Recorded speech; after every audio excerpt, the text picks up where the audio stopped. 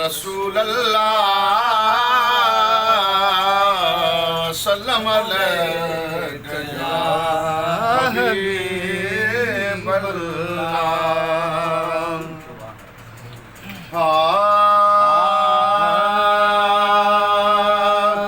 खुदा हे मोहम्मद जो मोहम्मद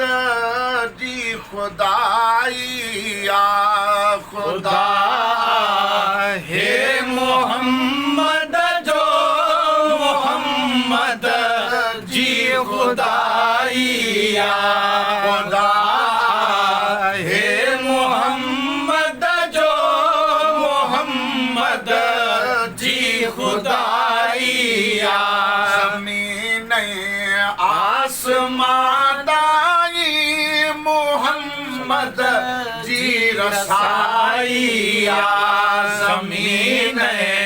आसमान दाई मोहम्मद जी रसाइया खुदा हे मोहम्मद जो मोहम्मद जी खुदाइया खुदा जो नूर थी आयो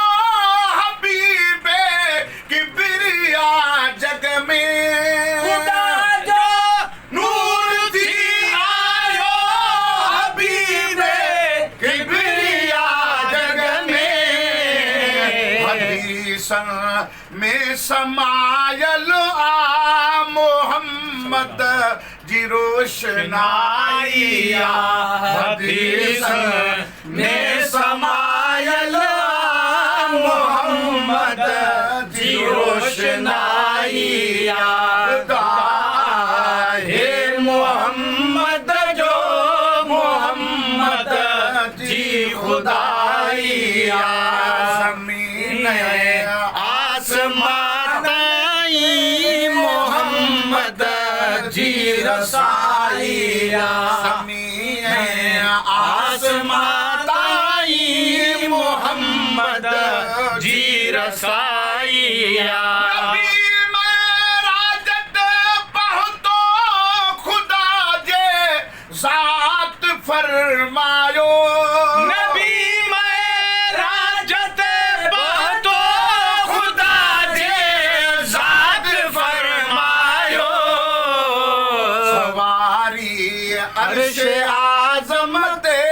रसूलुल्लाह जी आइया सवारी अर्श आज़म ते रसूलुल्लाह जी आइया खुदा हे मोहम्मद जो मोहम्मद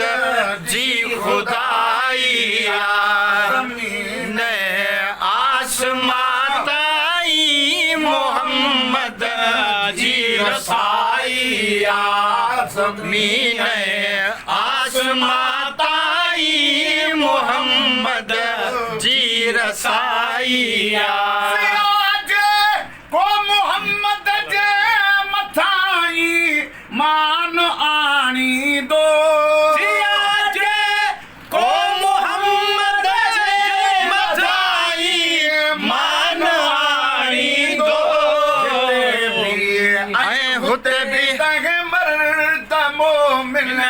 जी सणाइया हिते भी ऐं हुते भी तंहिं मर्द मोमिन जी सणाइया खुदा हे मोहम्मद जो मोहम्मद जी खुदाइया ज़मीन